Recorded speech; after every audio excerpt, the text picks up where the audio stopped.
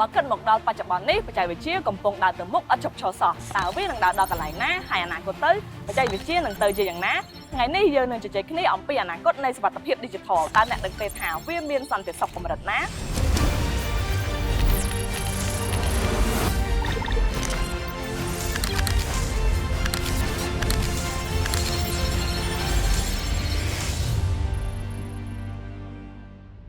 ឥឡូវនេះអក្សរកម្ម Digital កំពុងមានបេសកកម្មនៅតំបន់បឹងត្របែកចង់ដឹងថាបងប្អូនប្រជាពលរដ្ឋយើងក៏បានគិតគូរអំពីអនាគតនៃសុវត្ថិភាព Digital កម្រិតណាតោះយើងទៅទាំងអស់គ្នាហងៃហ្នឹងបងមានប្រើឧបករណ៍ Digital អីគេខ្លះមានប្រើជា laptop tablet ទូរស័ព្ទហើយនឹង iPad ចំពោះ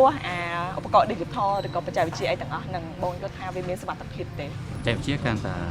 ជឿនលឿនពីមួយថ្ងៃទៅមួយថ្ងៃហើយពាក់ព័ន្ធជាមួយនឹងសុវត្ថិភាពខ្ញុំគិតថាចំពោះខ្ញុំផ្ទាល់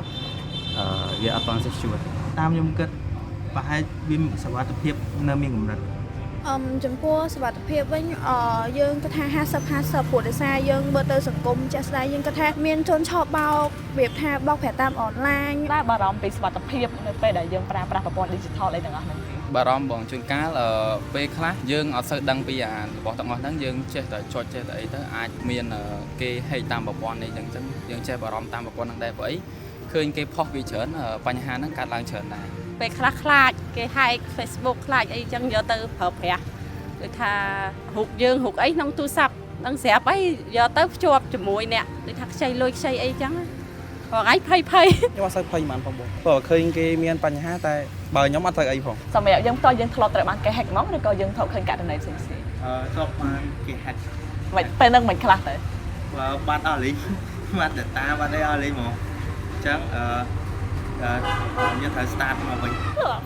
បាត់អីគេខ្លះ Facebook Telegram គេហែកចូលដល់ដឹងខ្លួនហ្មងហើយយើងអាចយកមកវិញបានអត់ដូរ password ថ្មីហើយលុបទៅទៀតតាមបទពិសោធន៍ដែលខ្ញុំធ្លាប់ប្រើហ្មងអត់ដែលធ្លាប់បាត់ហ្នឹងទេព្រោះអីខ្ញុំមានការប្រុងប្រយ័ត្នដោយសារធ្លាប់មានបងសិស្សច្បងអីប្រាប់អីចឹងថាកុំសូវចូលអីប្រេះប្រាស់អីចុះសម្រាប់ថ្ងៃអនាគតទៅតកតងទៅនឹងការវិវត្តរបស់ Digital ឬក៏បច្ចេកវិទ្យាផ្សេងយើងគិតថា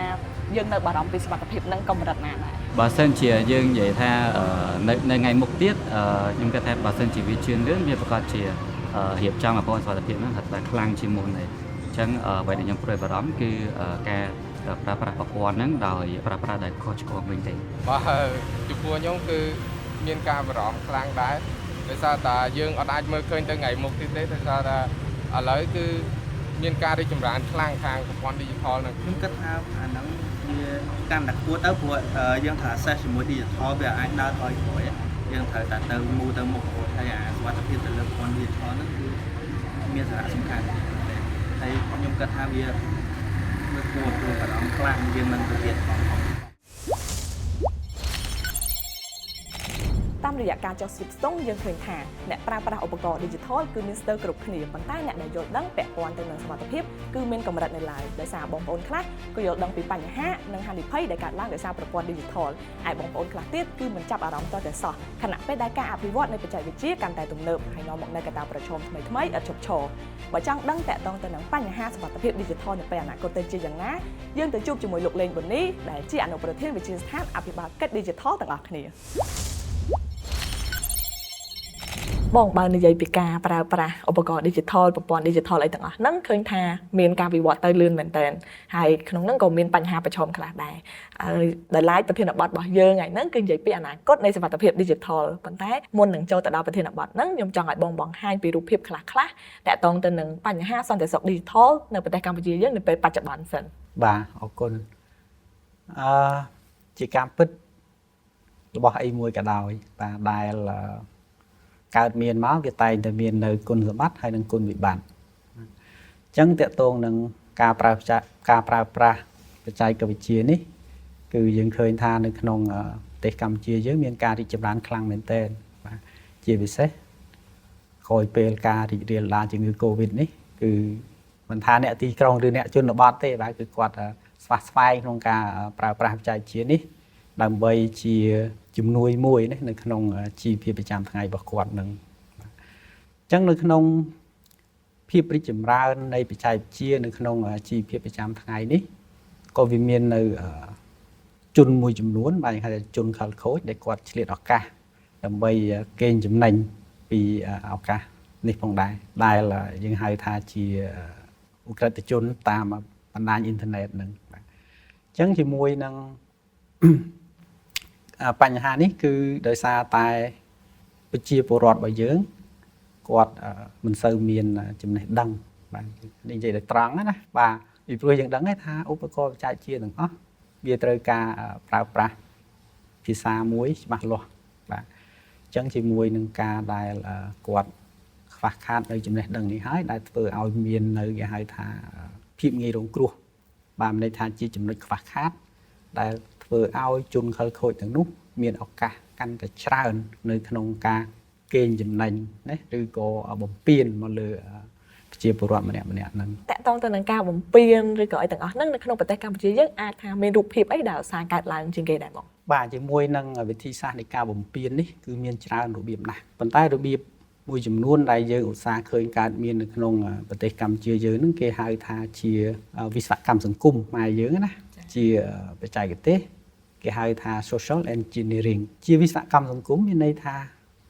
គាត់ខ្លាយបន្លំបាទខ្លាយបន្លំខ្លួនគាត់ជាជនណាម្នាក់ដែលបុគ្គលមួយហ្នឹងស្គាល់បាទហើយគាត់ទេជាទូរស័ព្ទឬក៏ជួនកាលតាមរយៈជាអ៊ីមែលអីចឹងទៅបាទដើម្បីលួងលោមឧទាហរណ៍ថាគាត់មានប្រើសេវាកម្មធនាគារកអីមួយអត់ណាឥឡូវបុគ្គលហ្នឹងគាត់ឆ្លើយថាមានចឹងទៅពេលឆ្លើយថាមានជនខិលខូចគាត់ចាប់ផ្ដើមបន្តទៀតថាឥឡូវមានកម្មវិធីលើកទឹកចិត្តឬក៏ជារង្វាន់អីផ្សេងអញ្ចឹងទៅឲ្យធ្វើចេះខ្លះបាទអញ្ចឹងគាត់នឹងជាអតិជនមួយដែលមានឈ្មោះនៅក្នុងហ្នឹងហើយបាទអញ្ចឹងដើម្បីគាត់អាចទទួលបានរង្វាន់ហ្នឹងគាត់ត្រូវការធ្វើអីអញ្ចឹងទៅបាទហ្នឹងជាការមានន័យថាជាការបោកបញ្ឆោតណាធ្វើឲ្យយើងទុកចិត្តទៅហើយឆ្លៀតឱកាសហ្នឹងគឺគាត់កេងចំណេញពីយើងវិញដែលយើងមិនបានដឹងខ្លួនទេបើសិនជាបញ្ហាសន្តិសុខ digital ហ្នឹងវានៅតែមានរហូតអញ្ចឹងសម្រាប់អ្នកប្រើប្រាស់វិញគាត់គួរប្រើប្រាស់ប្រព័ន្ធឬក៏ឧបករណ៍ digital ហ្នឹងធ្វើមិនដែរដើម្បីគាត់មានកាន់តែមានសុវត្ថិភាពដើម្បីឲ្យអ្នកប្រើប្រាស់ហ្នឹងមានសុវត្ថិភាពគឺយើងមានជាវិធានការមួយចំនួនទី1គឺការអប់រំការផ្សព្វផ្សាយបាទឲ្យគាត់យល់ដឹងអំពីរបៀបដែលជនខិលខូចទាំងអស់នោះប្រើបាទអញ្ចឹងដើម្បីទប់ទល់ជាមួយនឹងវិធីសាស្ត្រទាំងអស់នោះតើគាត់ត្រូវធ្វើម៉េចឃើញទេអញ្ចឹងការអប់រំឲ្យគាត់យល់ដឹងនេះគឺជារឿងសំខាន់ណាស់បាទមិនថាជាប្រជាពលរដ្ឋឬក៏ជាបុគ្គលិកដែលបម្រើការងារនៅតាមសហគ្រាសផ្សេងទេបាទបើជាបុគ្គលិកនៅតាមក្រុមហ៊ុនឬសហគ្រាសគឺនិយោជិតគាត់គួរតែធ្វើការអប់រំបាទទៅលើបុគ្គលិករបស់គាត់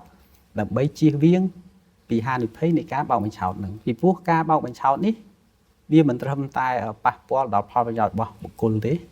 គឺវានឹងអាចប៉ះពាល់ទៅដល់ផលប្រយោជន៍របស់ក្រុមហ៊ុនបាទធ្វើឲ្យខូចខាតកេរ្តិ៍ឈ្មោះអីផ្សេងអញ្ចឹងទៅចាអញ្ចឹងពាក់ព័ន្ធទៅនឹងការបណ្ដុះបណ្ដាលអំពីសុវត្ថិភាព digital ហ្នឹងអាចថាយើងមានភាពទូលំទូលាយហើយនៅបងនៅក្នុងប្រទេសយើងបាទតកតងជាមួយនឹងការបណ្ដុះបណ្ដាលវិញជាវិស័យសាធារណៈគឺមានកម្មវិធីជាច្រើនបាទដូចជាយើងហៅថាកម្មវិធីជំនាញ digital ចាំបាច់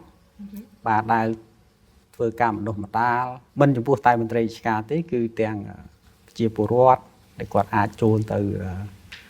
រួមនៅក្នុងវគ្គបណ្ដុះបណ្ដាលនេះស្ដីអំពីការប្រើប្រាស់សម្ភារៈហ្នឹងបាទខ្ញុំប្រើពាក្យថាប្រើប្រាស់សម្ភារៈនេះមានន័យថាបង្រៀនគាត់តាំងពីរបៀបប្រើប្រាស់ម៉ាស៊ីនកុំព្យូទ័រ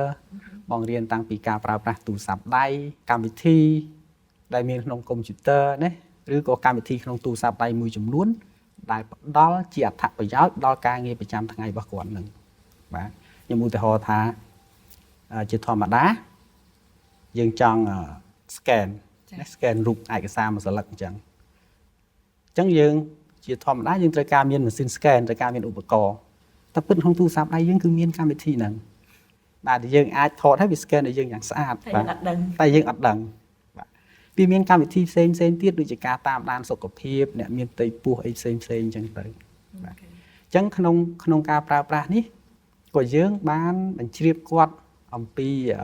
របៀបឬក៏វិធីសាស្ត្រមួយចំនួនក្នុងការពារខ្លួនឲ្យជៀសឲ្យចាក់ចេញឆ្ងាយអំពីការកេងបន្លំ បាទដែលធ្វើឡើងដោយជនកលខូចនៅក្នុងប្រព័ន្ធបច្ចេកវិទ្យានឹងដែរការបណ្ដុំដាលទូទៅសម្រាប់វិស័យសាធារណៈនេះគឺយើងបានប្រហែលជាជាង 10000 នាក់បាទ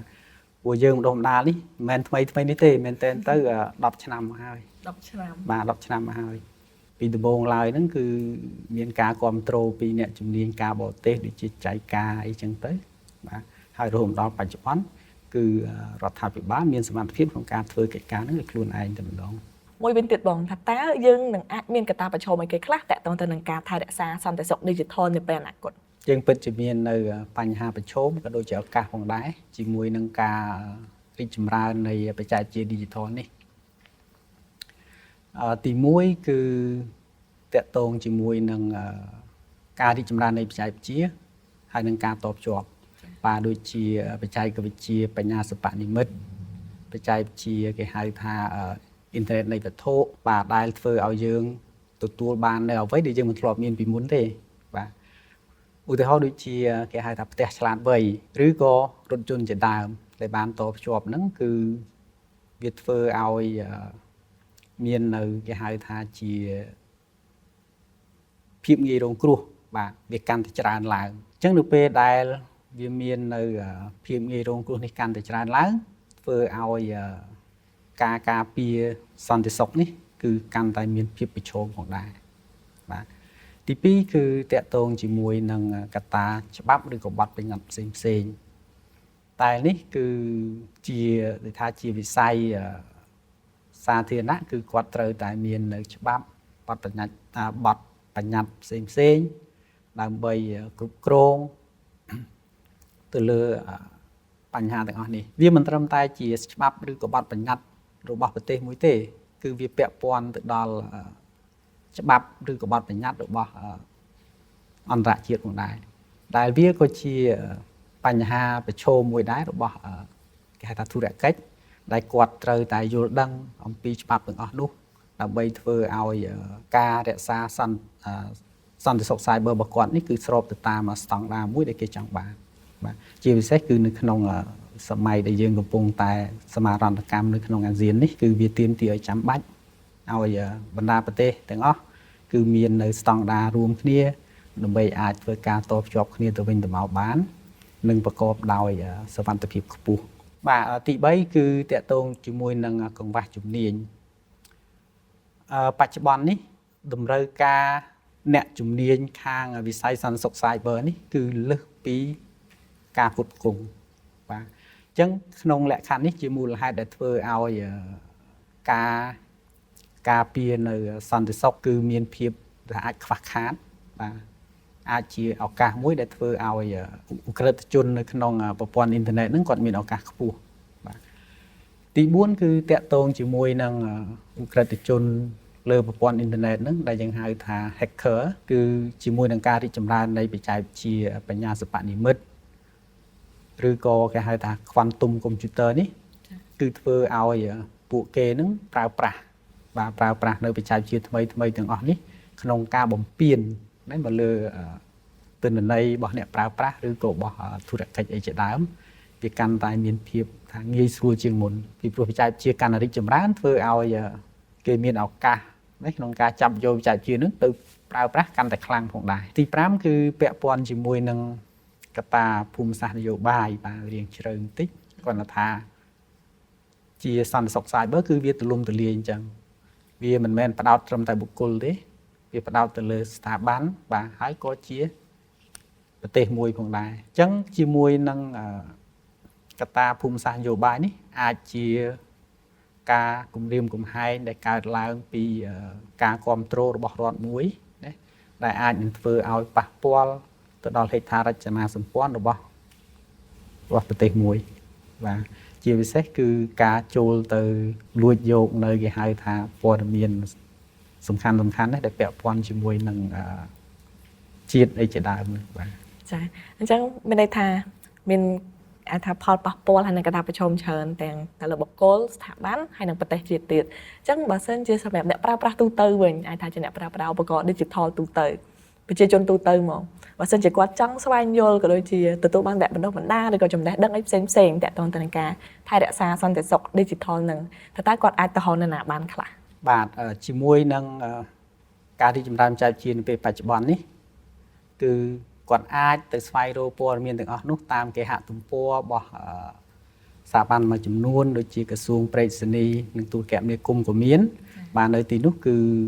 គេមាននៅអង្គភាពមួយសម្រាប់ឆ្លើយតបជាមួយនឹងឧបតហេតុនៃសន្តិសុខ cyber ហ្នឹងដែលគេបានរកឃើញហើយគេធ្វើការផ្សព្វផ្សាយបាទដើម្បីណែនាំឲ្យប្រជាពលរដ្ឋយើងយល់ដឹងថាបើសិនជាយើងមានគណនី Facebook មួយអីអញ្ចឹងតើយើងគួរធ្វើអីខ្លះដើម្បីឲ្យគណនីរបស់យើងនឹងមានភាពរឹងមាំអាចជៀសផុតពីការបំពាននឹងបានក្រៅតែពីស្ថាប័នដែលមានសមត្ថកិច្ចហ្នឹងក៏យើងមានជាចែកជា AI បាទចែកជា AI យើងឃើញមានច្រើនណាស់បាទដែលគាត់អាចគាត់វាយពាក្យកលឹះណាមួយដែលគាត់ចង់ដឹងនឹងទៅវានឹងប្រាប់យើងហ្នឹងចេញមកបាទចេញមកតែម្ដងថាវាហានិភ័យយ៉ាងម៉េចហើយអ្នកឯងត្រូវការពារយ៉ាងម៉េចបាទគឺមានបង្រៀនយើងអញ្ចឹងកន្លែងនេះវាសំខាន់បាទសំខាន់ត្រង់ថាធ្វើម៉េចពលរដ្ឋម្នាក់គាត់ត្រូវចេះប្រើបច្ចេកវិទ្យាហ្នឹងចេះប្រើហ្នឹងគឺខ្ញុំចង់សម្ដៅទៅលើការស្រាវជ្រាវព័ត៌មានហ្នឹងហើយការស្រាវជ្រាវព័ត៌មាននេះក៏វាជួបនឹងហានិភ័យផងដែរពួកយើងដឹងហើយវាមានព័ត៌មានមិនពិតនឹងច្រើនណាស់បាទអញ្ចឹងតើឲ្យគាត់ចេះវិភាគទៀតបាទថាព័ត៌មានហ្នឹងវាគួរឲ្យទុកចិត្តបានអត់ឬក៏គេហទំព័រមួយដែលគាត់ចូលមើលនេះជាគេហទំព័រដែលត្រឹមត្រូវឬអត់បាទបើមិនអញ្ចឹងទេគឺគាត់នៅតែប្រឈមនឹងហានិភ័យអញ្ចឹងថាតើហេតុអ្វីបានជារដ្ឋាភិបាលបច្ចុប្បន្នយកចិត្តទុកដាក់នេះទៅលើការផ្លាស់ប្ដូរណាពីសេដ្ឋកិច្ចបច្ចុប្បន្ននេះទៅជាសេដ្ឋកិច្ច digital គឺក្នុងគោលបំណងដើម្បីយើងហៅថាបង្កើនល្បឿនបាទបង្កើនល្បឿននៃការអភិវឌ្ឍបាទឲ្យប្រទេសយើងនឹងវាដើរបានលឿនដោយប្រទេសដទៃដែលគេបានជោគជ័យរួចហើយទៅលើការប្រើប្រាស់បច្ចេកវិទ្យានឹងនៅក្នុងវិស័យសាធារណៈអញ្ចឹងជាមួយនឹងនេះគឺរដ្ឋាភិបាលបានបង្កើតនៅគោលនយោបាយរដ្ឋាភិបាលកម្ពុជា Digital 2022-2035 បាទដើម្បីធ្វើការផ្លាស់ប្ដូរអំពីយើងហៅថាជាដំណើរការសេដ្ឋកិច្ចបែប